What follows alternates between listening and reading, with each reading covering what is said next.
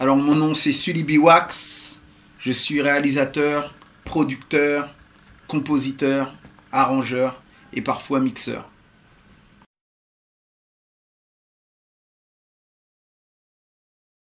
J'ai commencé en tant que breaker au sein d'un team qui s'appelait Atomic Breaker.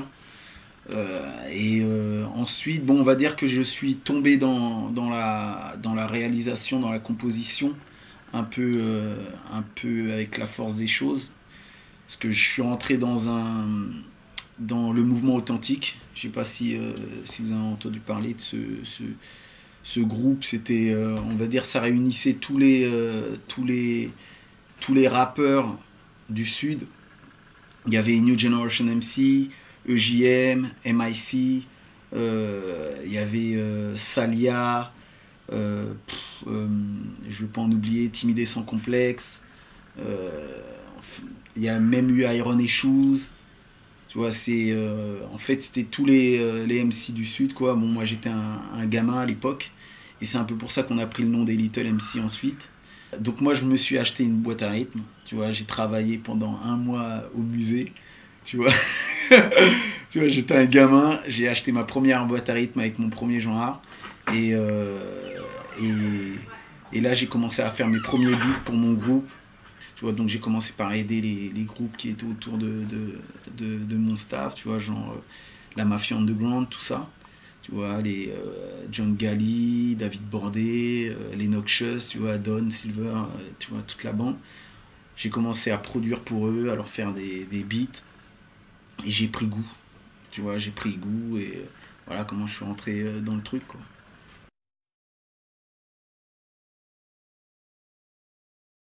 Le premier artiste, on va dire, majeur du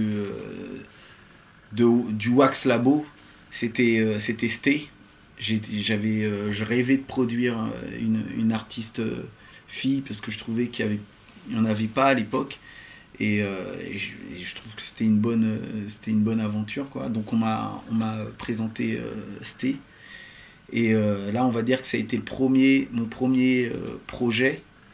Et le premier artiste, je crois que c'est vraiment c'est l'artiste, l'un des artistes qui me tenait le plus à cœur, quoi. Et, euh, et donc il y a eu Stay. Ensuite, on a monté un label qui s'appelait Payback et on a sorti Ego Trip, qui est, je vais dire, pour moi, c'est aussi Ego Trip, c'est aussi une référence de mon travail, quoi, à l'époque, parce que pour l'époque, bon, tu vois, c'était pas mal ce qu'on avait fait. Et, euh, voilà, quoi, hein, c'est mes débuts, les premières choses que j'ai faites, c'est ça. C'est Stay, Ego Trip et aussi NAP. Les NAP, c'est aussi, tu vois, c'est aussi l'un des premiers groupes que j'ai produit en tant que réalisateur, quoi.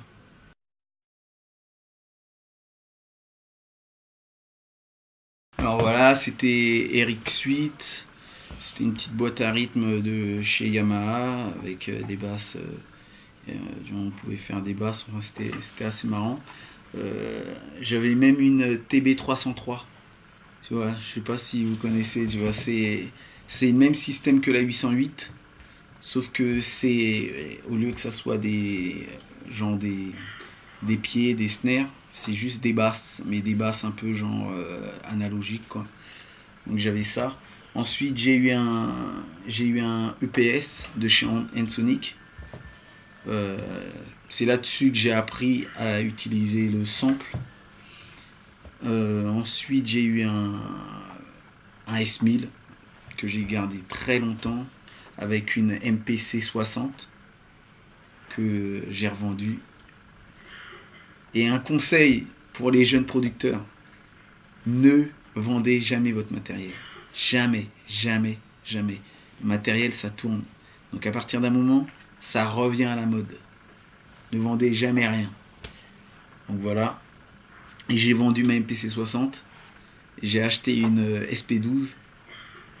Et là, j'ai pété un câble.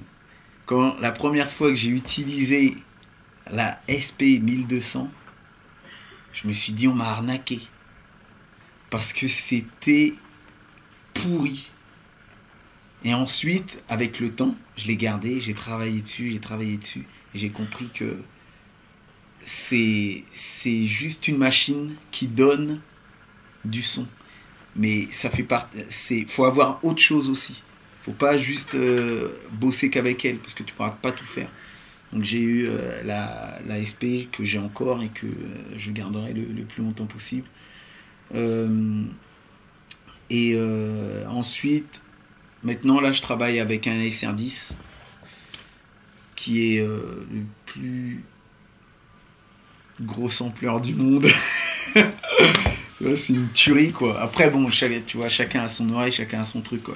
Mais la SR10 c'est vraiment, pour moi c'est une tuerie quoi. C'est vraiment, c'est un bijou. Voilà. Donc j'ai la SR10, j'ai toujours mon S1000 mais bon j'utilise pas parce que je revends pas mon matos quoi. Je l'empile. Je travaille sur un motif, Triton. Euh, Mes claviers préférés, c'est les Roland. C'est tout ce qui est 5080, XV, Fantôme. C'est les Roland, quoi. Ça, c'est mes claviers préférés. Euh, Après, on va dire, il y a un expander aussi qui est très très bien. Et ça, c'est un truc que je conseille à tous les jeunes producteurs qui m'appellent parfois. C'est le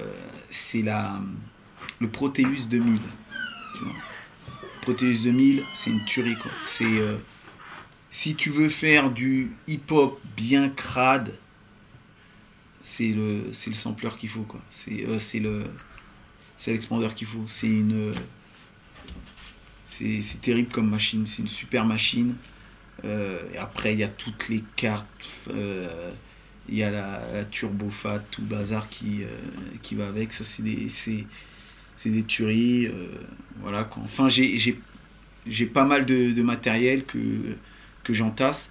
Et en fait, j'utilise mon matos par rapport à ce que je vais composer et par rapport à ce qu'on me demande. Par exemple, euh, tu peux pas faire, si jamais tu veux un truc bien docra, bien soul, tu vas pas le faire avec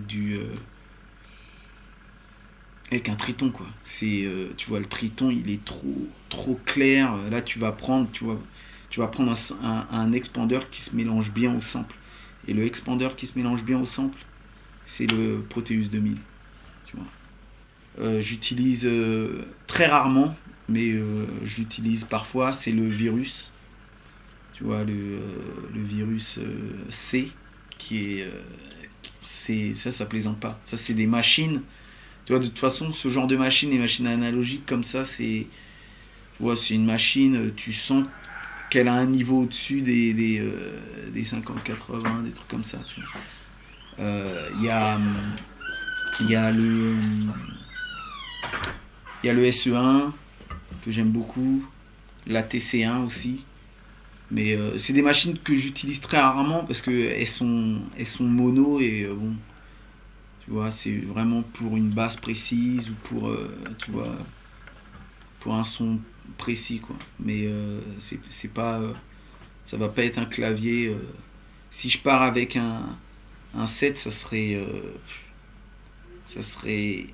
mes 50-80, mon Proteus et même PC.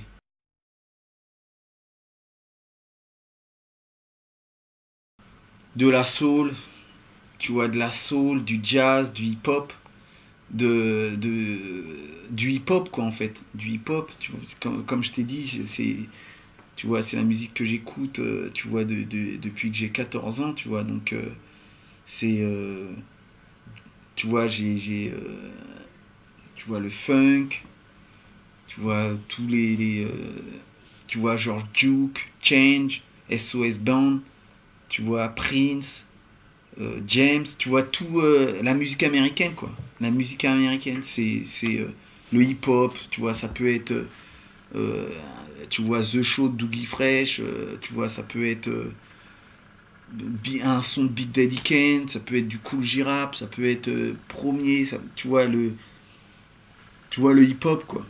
Le hip-hop, Ça bouge tout le temps, tu vois. Donc c'est ça mon inspiration, quoi.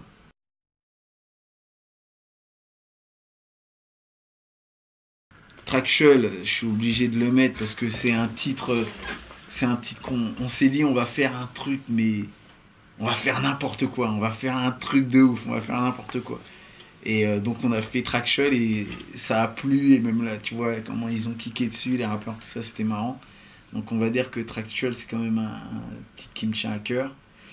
Laisse pas traîner ton fils, que celui-là ben, c'était bon, en plus le fait que ça soit pour NTM, et bon, maintenant ce groupe c'est un groupe culte, tu vois, donc c'est vraiment ce titre j'adore, et je trouve qu'ils ont assuré dessus. Il devait avoir Wallen en vérité aussi dans les refrains, et mais à l'époque bon, ça les a pas accrochés, mais ça aurait été une tuerie si Wallen l'aurait posé.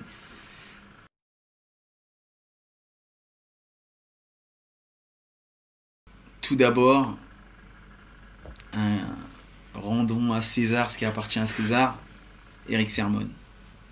C'est lui qui, qui a, qui, on va dire, qui m'a permis d'apprendre à, bon, pas en direct bien sûr, hein, rassurez-vous, pas en direct, mais c'est lui qui m'a permis de d'apprendre à monter une song, tu vois, la façon dont on structure un titre, tu vois, la façon dont on réalise un titre, tu vois, on réalise un hit, c'est Eric Sermon, quoi. C'est Eric Sermon, même si c'est pas, c'est aujourd'hui, c'est plus celui que je préfère, c'est, tu vois, il m'inspire plus spécialement, mais tu vois, je rends à César ce qui appartient à César, et c'est Eric Sermon qui, pour moi, c'est, ça a été tout pour moi, tu vois, quand les grosses basses que je mettais dans mes morceaux, tu vois, tu vois, il y a longtemps, tu vois, c'est lui qui me les a inspirés. Tu vois, tout ce que j'ai fait pour la Mafia Underground ou pour Stay, c'est lui qui me les a inspirés, tu vois. Après, il y a des plus jeunes, il y a des plus jeunes producteurs, comme, enfin, je dis des plus jeunes parce que bon, tu vois, c'est pas le même gabarit, mais Swiss Beat, tu vois. Swiss Beat, c'est un gueudin, quoi. Swiss Beat, euh, Just Blaze, DJ Scratch, tu vois, DJ Scratch, aïe aïe aïe aïe, lui il m'a tué. Il m'a tué avec avec les basses, les trucs, tu vois, il a créé un style vraiment,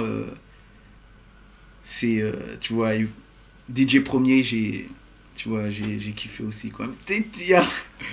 Tu vois, ils sont tous bons, tu vois, j'adore Alchemist, tu vois. Tu vois, Alchemist, c'est un petit génie, tu vois, lui, il est resté, pour moi, c'est le nouveau DJ Premier. C'est-à-dire que c'est, bon, c'est pas bien de dire le nouveau DJ Premier, parce que DJ Premier, il faut que ça reste DJ Premier. Mais on va dire, tu vois, je suis pas un super fan, moi, enfin, c'est pas que je suis pas fan, mais tu vois, c'est pas les trucs sur lesquels je vais en premier, tu vois, les beats un peu crades, les trucs un peu underground, tu vois. Mais Alchemist, tu vois, par exemple, son album là, c'est, tu vois, c'est un dynamiteur, quoi. Alchemist, c'est un bon. C'est un bon. C'est un bon, quoi. Il n'y a rien à dire, tu vois.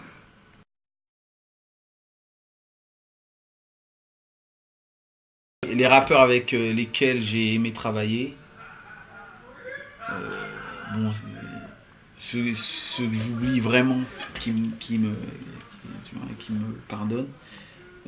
Mais rapidement en tête comme ça, bon, les gens, surtout, c'est bien sûr Wallen, Stay, euh, qui a été vraiment un projet qui me tenait à cœur.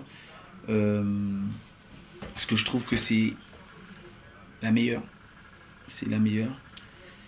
Euh, avec tout le respect que je dois à celle qui fonctionne aujourd'hui.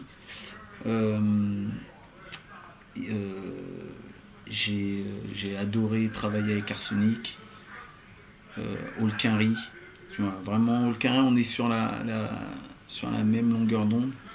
Tu vois, quand je l'ai rencontré, il est venu comme ça, avec son style nonchalant, tu vois, genre à l'américaine.